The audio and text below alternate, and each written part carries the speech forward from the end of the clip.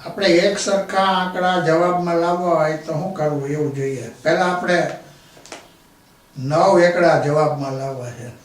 9 એકડા તો આપણે બહુ સહેલું છે. પહેલા તમે એક સંખ્યા લખો 1 થી ને 9 સુધીની. 1 2 3 4 5 6 7 8 9 ઊભી લખીએ.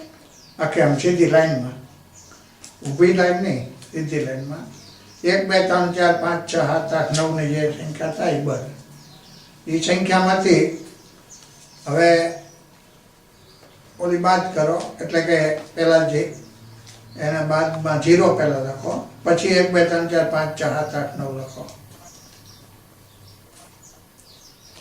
એટલે બગડાની નીચે એકડો આવશે ને. હવે જવાબ લ્યો તો બાદબાકી કરવાની. હા, બાદબાકી બધી એકડા આવશે ને. તો 9 એકડા લાવવા હોય તો આ રીતે આવી શકે. એટલે 1 થી 9 સુધીના આંકડામાંથી 1 થી 8 સુધીના આંકડા બાદ કરવામાં આવે તો શું આવે? 9 એકડા. હા, 9 એકડા આવે. બીજી રીતે 9 એકડા કરીએ. હા, 1 2 3 4 5 6 7 અને 9 એમ આઠડો નહીં લેવાનો.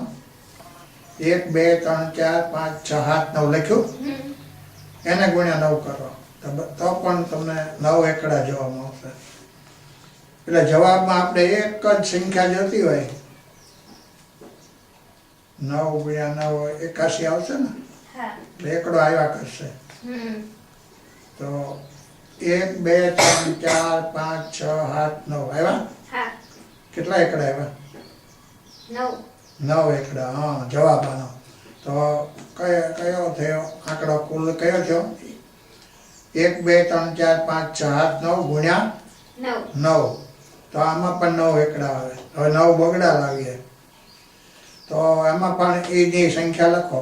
1 2 3 4 5 6 7 9.